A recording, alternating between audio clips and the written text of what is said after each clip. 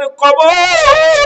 ওই কবরে যেদিন শোয়া দিবে রে, কবর বারবার ডাক দেয়, মাটি ডাক দেয়, ঘুষখোর, এ সুদখোর আয় আমার ভিতরে আয়, এ হারামখোরেরা তোরা আমার উপরে দিয়ে যাস, তোরা আমার ভিতরে আসবি যেদিন, সেদিন ওই সুদখোর ঘুষখোর তোদেরকে আমি দেখে নিব। আমার ভাইয়েরা, আমার বন্ধুরা, আমার গভীর মনোযোগ। এই 2 নাম্বার বিপদ হলো কবর। এই কবরে যেদিন শোয়া দিবে, সর্বপ্রথম মুসলমান একজন ফেরেশতা আসবে কবরে, তার নাম হলো নুমান ফেরেশতা। এই নুমান ফেরেশতা আসবে 2টা পত্র নিয়ে, একটার মধ্যে থাকবে নেক আমল, আর একটার মধ্যে থাকবে বদ আমল। মুসলমান হাতের মধ্যে ধরায়া দিয়া বলে, বান্দা এই নাও, এই নাও। 2 কাগজটা হাতের মধ্যে দিয়া দিবে। কয়টা কিসের কাগজ? কয় দেখো তোমার জিন্দেগি, দেখে 60 বছর 50 বছরের জিন্দেগি। বান্দা যত আমলগুলো করেছো, এবার দেখে বান্দা বড় খুশি হয়ে যাবে, বলবে এই নাও তুমি লিখে দাও তাড়াতাড়ি। কয় আমি লিখবো কেমনে, আমার কাছে তো কোনো কলম নাই। বলবে বান্দারে কলম তোমার ডান হাতের শাহাদাত আঙ্গুল মোবারক। এ বান্দা তোমার শাহাদাত আঙ্গুল মোবারক। বলে আমি কলম পাইলাম, কালি পাবো কই? বলে কালি হলো তোমার মুখের থুতু মোবারক। বলে কালিও পাইলাম, আমি কাগজ পাবো কই? বলে কাগজ হলো ওই যে আপনাদের 3 টুকরা কাপড়ের কাপড় দেয়া হয়, প্রথম কাপড়ের কাপড়টা টান দিয়ে খুলে নিবে রে বান্দা, নিয়া বলবে এই নাও তুমি লিখে দাও। সেকেন্ডের মধ্যে লেখা হয়ে যাবে রে ভাই। এ মুসলমান এবার ওই কাগজটা টান দেয়া কাপড়ের কাপড় টান দিয়ে খুলে নিবে, এরপরে আরেকটা কাপড় আপনার হাতে দিবে, বলে বান্দা লেখো। বলে এটা দেখবে তখন বান্দা কত রাকাত নামাজ ছেড়ে দিছো, কত ওয়াক্ত নামাজ কাজা দিছো, কত জায়গা অন্যায় করেছো, কত জায়গা জুলুম করেছো, কত জায়গা তুমি অন্যায় পথে পা বাড়াইছো, কোথায় তুমি কোন মহিলা নিয়ে গল্প করেছো, কোথায় তুমি রোজা ভাঙছো রে বান্দা। সমস্ত কিছু তোমার সামনে যখন হাজির হয়ে যাবে, বান্দা বলবে আমি লিখতে পারবো না, আমার তুমি মাফ করো। ও আমার বাবারা, আমার বন্ধুরা, আমার শুনে নাও। তখন মুসলমান ফেরেশতা বলবে বান্দা এই নাও তুমি লিখে দাও। আমি লিখতে পারি না। তখন ডান দিক থেকে চাপ দিবে কবরে মুসলমান, ডান দিক থেকে চাপ দিবে, ডান দিকের হাড্ডিগুলো বাম দিকে চলে যাবে, বাম দিক থেকে চাপ দিবে, বাম দিক থেকে হাড্ডিগুলো ডান দিকে চলে যাবে।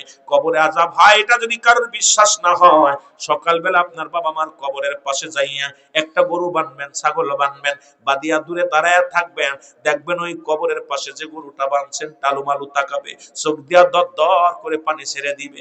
মুসলমান শোনো, দড়ি ছিঁড়াছিঁড়ি করবে।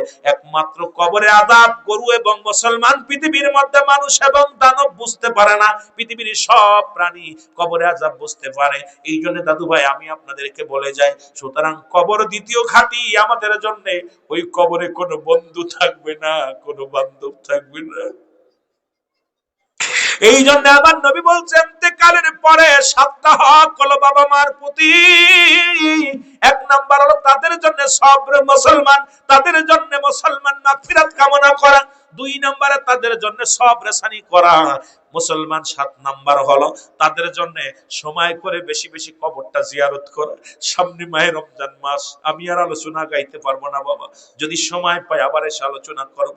একটু অনুরোধ করে যাব, মাহে রমজান মাস ওই আসরের নামাজটা পড়ে আব্বা মার কবরের পাশে দাঁড়ায়া যাবেন, ফজরের নামাজটা পড়ে আব্বা মার কবরের পাশে দাঁড়ায়া যাবেন, ডাক দিয়া বলবেন রব্বি রেহামহুমা